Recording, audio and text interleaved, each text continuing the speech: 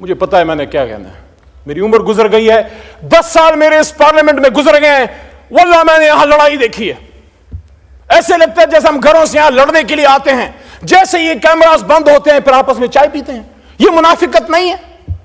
ایک دوسرے کی شادیوں میں جاتے ہو، ایک دوسرے سے ملتے ملاتے ہو، اکٹھے جا کے عمرے کرتے ہو، لیکن جب قوم کی بات آتی ہے پھر آپس میں لڑتے ہو، کس کو دکھانے کے لیے؟ اللہ کو راضی کرو یار۔ عزت ذلت عمران خان، نواز شریف یا زرداری کے ہاتھ میں نہیں ہے، عزت و ذلتوں کا مالک وہ ہے جس کے 100 نام اوپر لکھے ہوئے۔ آج وہ بات کرو جو خدا لگتی بات ہو، جو حق لگتی بات ہو۔ ایبٹ آباد ڈویژن میں جناب چیئرمین صاحب، میں ایک ایک شہید کے گھر گیا ہوں، یہاں چھوٹا بھائی ادھر بیٹھا ہوا تھا، عطا تارڑ صاحب اس وقت نہیں ہے، میں ان کو کہتا ہوں عطا بھائی میں آپ کو ہاتھ سے پکڑ کے میری گاڑی میں، اس میں میرا اپنا ذاتی پیٹرول ہے، میرے ساتھ چلیں، کم از کم جن شہیدوں کو میں جانتا ہوں ان کے قبروں پہ میرے ساتھ جائیں، اور میرا آپ سے وعدہ ہے رینجر کا شہید آپ کا نہیں میرا بھی شہید ہے، اکٹھے رینجرز کی شہادتوں اور دعاؤں پہ بھی جائیں گے۔ لیکن ایبٹ آباد ڈویژن نتھیا گلی کے ٹاپ میں ایک پہاڑی کے سرے پہ ایک نوجوان مبین ملک کی جو شہید ہوا ہے یہاں، اور اس کی جو گولی باڈی پہ لگی ہے وہ آر پار نہیں گئی، اس میں ایک بولٹ وونڈ ہے، اور یہاں لائرز بیٹھے ہیں، مروت بیٹھا ہے پیچھے، مروت صاحب بیٹھے ہیں، آپ بھی لاء کے اسٹوڈنٹ ہیں۔ جب باڈی سے گولی آر پار نہیں جاتی اس کا کیا مطلب ہے؟ اس کا مطلب ہے کہ it's a sniper shot.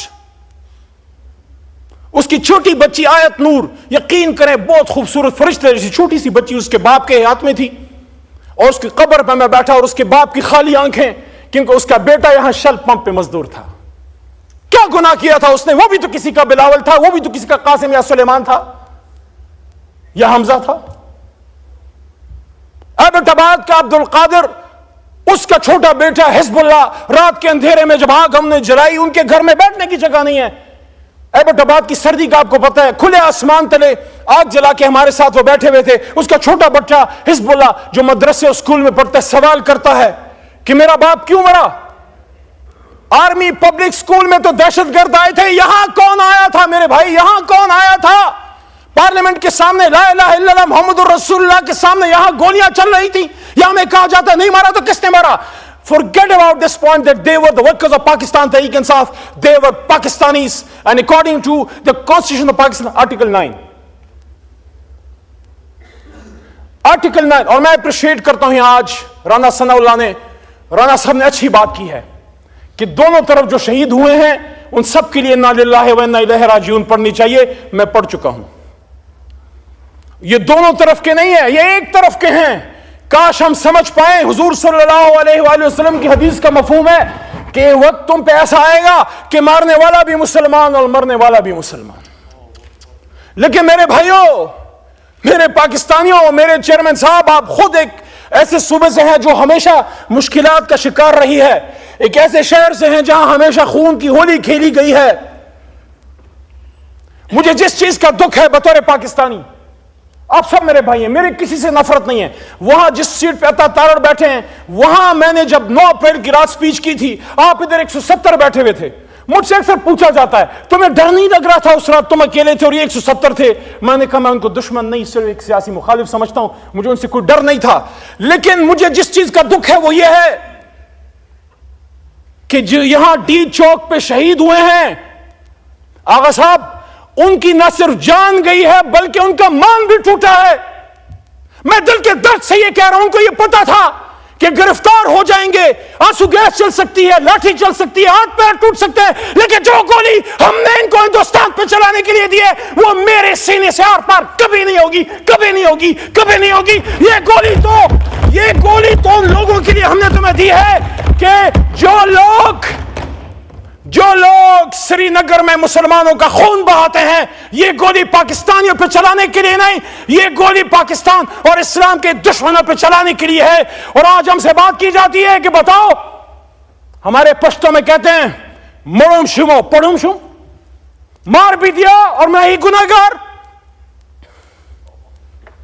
Mughal نیم چی غمونو تا بجارم، مروت سے تو پہ پوئے گی، مغل نیم چی زخمونو تا بجارم، خپل انتقام پپر حرود کران غارم، زپختن چی لگ دمشم لگ سمشم، دا زری حساب بدر نغوارم۔ قل جاء الحق وزهق الباطل ان الباطل كان زهوقا. مذاکرات نکل آئے گا. عمران خان بھی انشاءاللہ 500 دنوں سے کھڑا ہے. ہم مذاکرات کی بھیک نہیں مانگتے. اگر تم سمجھتے ہو کہ اس کو اندر رکھ کے ملک چلا سکتے ہو, چلا کے دیکھ لو. ہم ایک مطالبہ کرتے ہیں, ڈی چوک کے خون کا انصاف چاہیے. ہمیں اور کچھ نہیں چاہیے. مجھے بھی ساتھ عمران خان کے اندر ڈال دو. 78 دنوں تک رہا ہوں میں. خواجہ صاحب نے کہا نا, میں اس بات سے ایگری کرتا ہوں. خواجہ آصف نے کہا کہ عزت سے جیل گزارنی چاہیے. 78 دن تک رہا ہوں. ایک ایسے آدمی کا پوتا ہوں جس نے پاکستان بنایا تھا اس آدمی کے ساتھ. جیل کا دکھ نہیں. جس کوٹلی میں 6/8 میں ممتاز قادری کو آپ نے رکھا, اس میں رہا. دیکھیں, خدا لگتی بات کریں. یہ پاکستان مغربی پاکستان والوں نے نہیں, مشرقی پاکستان والوں نے بنایا تھا. بنگالیوں نے بنایا تھا. ہم ان کو سیکنڈ درجے کے سٹیزن سمجھتے تھے. ہم ان سے بات کرنا توہین سمجھتے تھے. ہم سمجھتے ہیں یہ لڑ نہیں سکتے. ہم سمجھتے ہیں سول سروس نہیں چلا سکتے. وہ جیت گیا, ہم نے اس کو حکومت دے دیتے. حکومت کیا ہو جاتا. ہاں, غیر ملکی سازشیں ہوئیں. جب 16 دسمبر 2014 ہو رہا تھا, جناب راجہ پرویز اشرف صاحب سابق وزیر اعظم, آپ بھی ذمہ دار ہوتے پر, آپ کے دل میں بھی درد ہے ملک کا. اس واقعے سے چند دن پہلے انڈین سیکورٹی ایڈوائزر اجیت دوال نے آن ریکارڈ کہا تھا, ہم اس پاکستان کو سبق سکھائیں گے, ہم ان کو تکلیف دیں گے. شہریار بھائی بیٹھے ہیں, انٹیریئر منسٹری چلائی, ان کو ان چیزوں کا پتہ ہے. کیا ہمیں وہ دکھ وہ درد محسوس ہوتا؟ ہاں, آنکھوں سے آنسو چلے جاتے ہیں. لیکن وہ مائیں کہتی ہیں ہمارے بچوں کو شہید مت کہو. ہم نے ان کو اسکول شہادت کے لیے نہیں, ان کو اسکول کے بیگ پیچھے باندھ کے بھیجا تھا. انہوں نے انجینئر بننا تھا, انہوں نے ڈاکٹر بننا تھا, انہوں نے آپ کی کرسی پہ بیٹھنا تھا. جناب چیئرمین صاحب, ان کو اس چھوٹی سی عمر میں معصوم شہیدوں کو, یہ صرف ایک شہادت نہیں ہے. اگر ہم اس کو سمجھیں, غیرت ہے بڑی چیز جہان تگدوں میں. چیئرمین صاحب, غیرت ہے بڑی چیز جہان تگدوں میں, پہناتی ہے درویش کو تاج سر دارا. یہ ہندوستان نے ہمارے منہ پہ تھپڑ مارا تھا کہ تمہارے گھر میں گھس کے تمہارے بچوں کو شہید کر سکتے ہیں, آدھا ملک بھی توڑ سکتے ہیں, شہید بھی کر سکتے ہیں, اور تم لگے رہو آپس میں ایک دوسرے کے کپڑے اتارنے. To cut the long story short, hybrid کی بات ہوتی ہے. چلیں اس پہ ایک بات کر کے پھر اسی مذاکرات والی بات پہ آتے ہیں. بڑی ہائیبرڈ کی بات ہوتی ہے. وہ میں نے ادھر سے شروع کی تھی بے نظیر صاحبہ کے پاکستان آنے کے. میں نہیں کہتا کہ ہم 100% کوئی ایسی, میں کہتا ہوں کہ آسمان سے فرشتے ہیں, ہم سے غلطی نہیں ہوئی. لیکن ہم نے اگر غلطی کی ہے تو 2011 کے بعد کی ہوگی. جناب رانا ثناء اللہ صاحب 30 اکتوبر کے بعد شاید کی ہو. 1988 میں جب بے نظیر وزیر اعظم بن رہی تھی, آپ مجھے بتائیں اس کے 2 سال بلکہ 18 مہینے ٹو بی ویری ایگزیکٹ, وہ ہائیبرڈ رجیم نہیں تھی کیا؟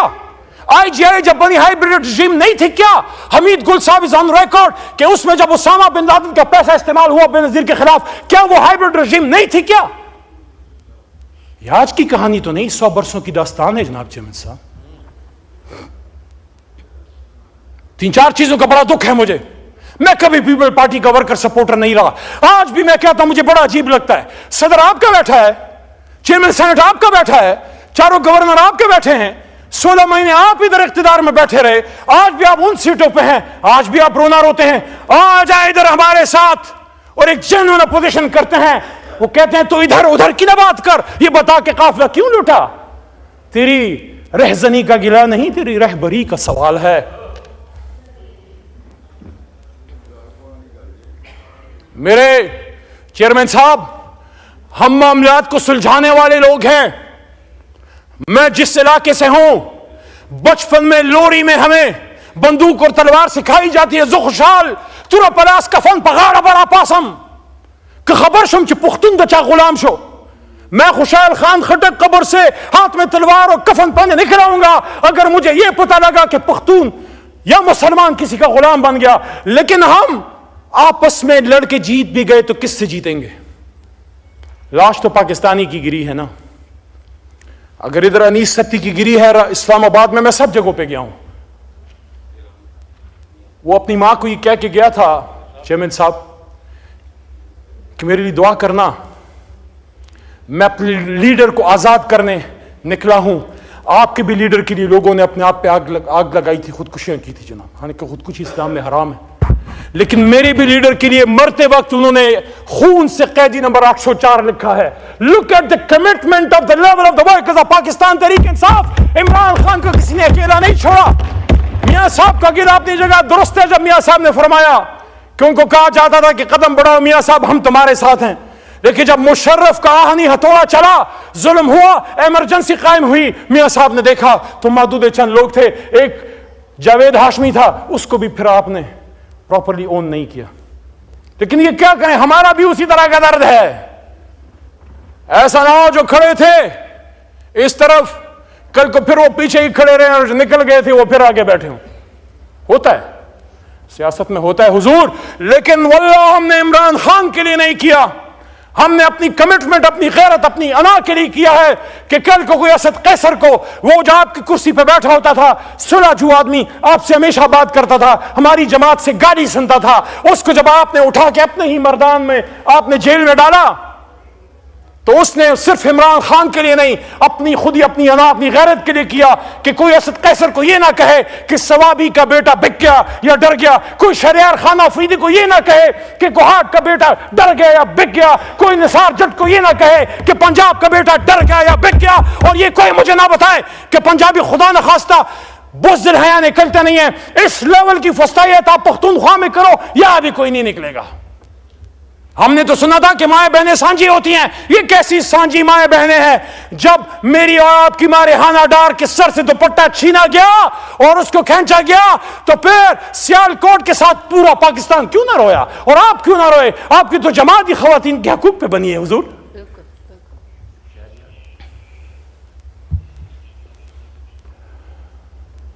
22 نومبر آخر میں آتا ہوں, مذاکرات.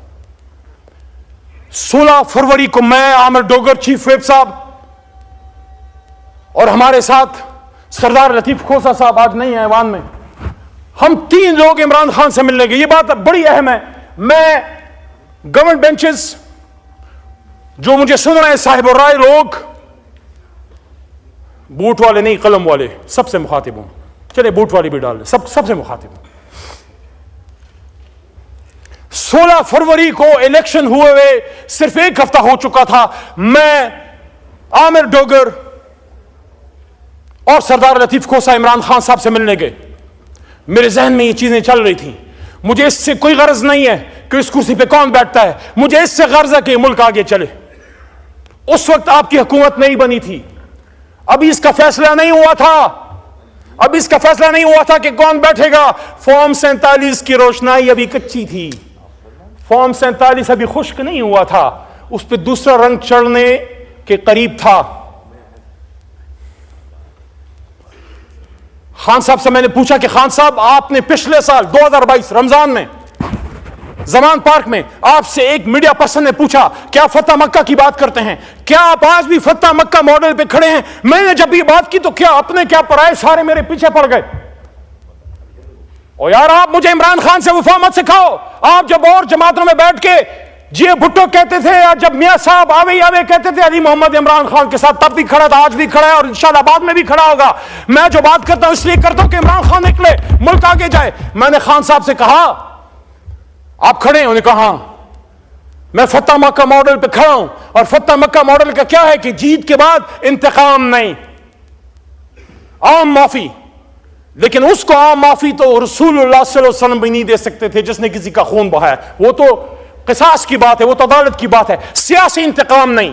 اور اس کے ساتھ ایک اور بات عمران خان صاحب نے کی, جو میں نے جب کی تو پھر مجھے میرے اپنے پڑ گئے, اور پھر آپ کے بھی یار لوگ پڑ گئے, اور وہ دوسرے بھی پڑ گئے, اور سارے پڑ گئے.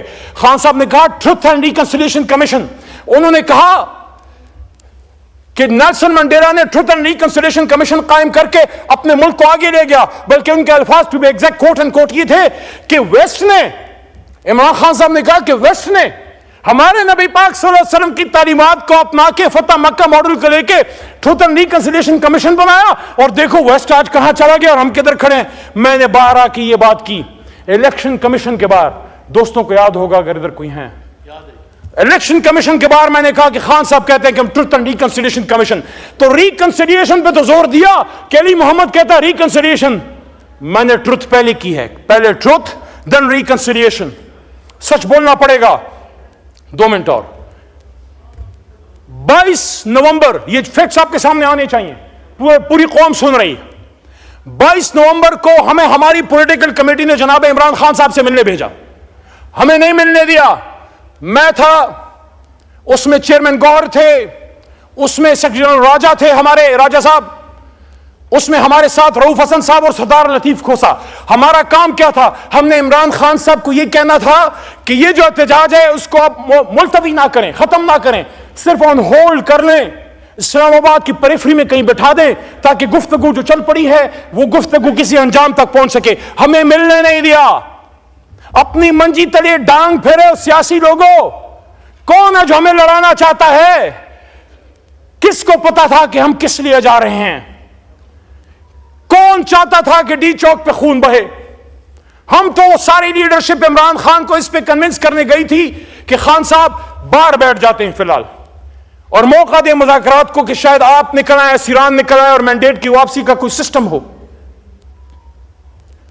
بڑا میرے پہ سوال ہوتا ہے تم کدھر تھے؟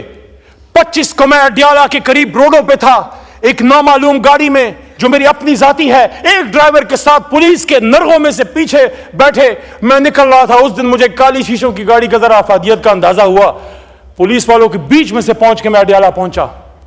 یہاں رانا صاحب نے کہا نا کہ اجازت دی گئی تھی. رانا صاحب، علی کو اجازت نہیں ملتی، کیونکہ کسی کو پتا ہے کہ علی جو ہے معاملات کو ٹھیک کرنا چاہتا ہے، اپنے لیڈر کو بغیر لڑے بغیر خون بہائے نکلوانا چاہتا ہے.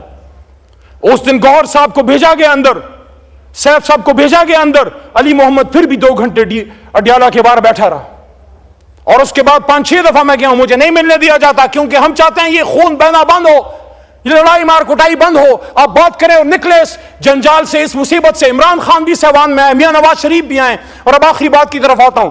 دیکھیں، ہم سکول گوئنگ تھے جب میاں صاحب وزیر خزانہ تھے. بلاول صاحب اپنی ماں کی گود میں جیل کے آگے بیٹھے رہتے تھے. نسل جوان ہو گیا. آج بلاول کی خود شادی کی عمر ہے، اس کی ماشاءاللہ جو سسٹر ہیں ان کی ماشاءاللہ اب بچے ہیں. اتنا وقت گزر گیا بیچ میں. میاں صاحب کی اپنی بیٹی وزیر اعلیٰ بن گئی، عمران خان صاحب وزیر اعظم بن گئے. ایک نسل جوان ہو گئی، دوسری شادی کی عمر تک پہنچ گئی. لیکن پاکستان میں میوزیکل چیئر ختم نہیں ہوا، لڑائیاں ختم نہیں ہوئی، آپ کی ہائیبرڈ رجیم ختم نہیں ہوئی. آپ کی لوگوں کو یہ ایک فیصلہ کر لو کہ پاکستان کو چلانا ہے تو پارلیمنٹ سے چلانا ہے. راول پنڈی اگر جانا ہے تو صرف کسی کی دعا یا تقریب میں جائیں، کسی سے اشارے نہ لیں، اپنے اللہ سے اشارے لیں، اپنے اللہ کے حکم پہ آئیں، عوام کی طاقت سے آئیں، عوام کی ووٹ سے آئیں، اور ان کو بھی بتائیں جب تک آپ اپنے آخری بات آپ اپنے آئینی رول میں ہوں گے، جب تک آپ اپنے آئینی رول میں ہوں گے، جب تک آپ بارڈرز کی حفاظت کرتے ہیں، جب تک آپ ہندوستانی سانپوں کو کچلتے ہیں، ہم آپ کو اپنے سر پہ بٹھاتے ہیں. لیکن جب آپ ہمارے اپنے ملک میں ہمارے بچوں کے سر کچلے جاتے ہیں، پھر ہمیں دکھ ہوتا ہے، پھر ہمیں تکلیف ہوتی ہے، اور پھر ہم سوال کرتے ہیں. اور جب سوال کرتے ہیں تو اپنی شہر مردان میں پھر آرمی ایکٹ اور سیکرٹ ایکٹ اور اینٹی ٹیررزم ایکٹ، اور کیا صرف ہم پہ لگے، آپ پہ نہیں لگے؟ تو جناب 70 سال کی ہو گئی یہ لیڈرشپ. عزتیں بھی دیکھ لیں، جیلیں بھی دیکھ لیں، ملک سے دربدر ہونا بھی دیکھ لیا. 70 کے بعد یا 60 کے بعد تو پھر اللہ ہی یاد آتا ہے. میاں صاحب اس 70+، زرداری صاحب اس 70+، عمران خان صاحب اس 70+، اور مولانا فضل الرحمان صاحب بھی 70 کے قریب ہوں گے شاید. میری تجویز ہے، مجھے پتا ہے میری بات صدا بصہرا ہوگی، لیکن محبت گولیوں سے بو رہے ہو، وطن کا چہرہ خون سے دھو رہے ہو، گما تم کو کہ رستہ کٹ رہا ہے، یقین مجھ کو کہ منزل کھو رہے ہو. تینوں بڑے لیڈر آئیں، پارلیمنٹ میں بیٹھیں اور یہ فیصلہ کریں. مل کے حکومت نہیں بنائیں گے، یہ نہیں ہو سکتا. آگ اور پانی اکٹھے نہیں ہو سکتے. پیپلز پارٹی نون لیگ کا آپس میں ایک نظریاتی اختلاف رہا ہے، ہمارا آپ دونوں سے نظریاتی اختلاف رہا ہے، لیکن اس پہ تو اختلاف نہیں، اس پہ تو اختلاف نہیں، نہ قائد پہ اختلاف، نہ اس جھنڈے پہ اختلاف، نہ ان پہ اختلاف، نہ اللہ پہ اختلاف، نہ قرآن پہ اختلاف، اور نہ اس بات پہ اختلاف کہ لا الہ الا اللہ محمد رسول اللہ یا پاکستان کا مطلب کیا. تو پھر اس کا مطلب ہے اگر اس کے آگے کوئی اختلاف ہوگا تو پھر وہ انا کی جنگ ہوگی. پھر وہ ذاتی اختلاف ہوگا، جس طرح ہمارے پختونخوا کے غفار خان بابا فرمایا کرتے تھے کہ خدمت میں تو کوئی اختلاف نہیں، اختلاف تو خود غرضی سے پیدا ہوتا ہے۔ تو آپ آئیں، صرف 15-20 سیکنڈ آپ آئیں، عمران خان صاحب کو بھی باہر آنے دیں۔ میں اس کو جانتا ہوں، درویش ہے، مر جائے گا لیکن جھکے گا نہیں، اس کو مرنے نہ دیں۔ اثاثہ ہے ملک کا، لیاقت علی خان اثاثہ تھا، بھٹو صاحب اثاثہ تھے، بے نظیر شہید اثاثہ تھی، میاں صاحب بھی بڑے لیڈر ہیں، عمران خان صاحب ملک کے سب سے بڑے لیڈر ہیں۔ جج، جرنل، بیوروکریٹ، انجینئر، ڈاکٹر روز پیدا ہوتے ہیں، لیڈر سالوں میں پیدا ہوتا ہے۔ اس کو گولیاں تو مت مارو یار، اس کو گولیاں تو مت مارو یار، اس کو شہید تو مت کرو یار، اس سے قوم کو فائدہ لینے دو یار۔ عمران خان، میاں نواز شریف صاحب اور آصف علی زرداری صاحب کی رسپانسبلٹی بنتی ہے، اس ملک نے آپ کو بڑی عزت دی ہے، آپ کہیں نہیں۔ طاہر صاحب نہ پی ایم ہاؤس میں نہ صدر ہاؤس میں، آپ پارلیمنٹ ہاؤس میں آئیے، تینوں بڑے لیڈر بیٹھیں اور اس کے بعد اس کو وسیع کریں۔ میں پہلے تین کی بات کیوں کر رہا ہوں؟ میں اس لیے کر رہا ہوں کہ وہ جماعت جو ملک کو وزیر اعظم دے سکتی ہے وہ پہلے بیٹھے اور پھر اس کو پھیلائیں۔ اس میں مولانا صاحب کو، حافظ نعیم صاحب، حافظ نعیم صاحب کی بات کر رہا ہوں، حافظ نعیم صاحب، اور اس کے ساتھ ساتھ اس میں چکزئی صاحب، اس میں مینگل صاحب یہاں سے استعفیٰ دے کے گیا ہے، اس کو مناؤ یار، وہ پہاڑوں میں گیا ہے، ایک اکبر بگٹی کافی ہے پہاڑوں میں شہید ہونے کے لیے، بس کرو یار، اور شہادتیں نہیں چاہیے بلوچستان کی پہاڑیوں میں۔ اختر مینگل سے بھی بات کرو یار، اور یہاں ایم کیو ایم سے بھی بات کرو، کیونکہ مجھے آج بھی یاد ہے، اس وقت نہیں ہے فاروق بھائی، لیکن فاروق بھائی کے وہ شعر مجھے آج بھی یاد ہے، شاید آج میں نے بولنا بھی تھا کہ میرے لہو سے وضو، پھر وضو کے وضو، زبانے ڈرا ہوا ہوں تیری نواز سے میں، آؤ ادھر بیٹھو، اور پھر یہ شعر انشاءاللہ پورا ہوگا کہ امید ابھی کچھ باقی ہے۔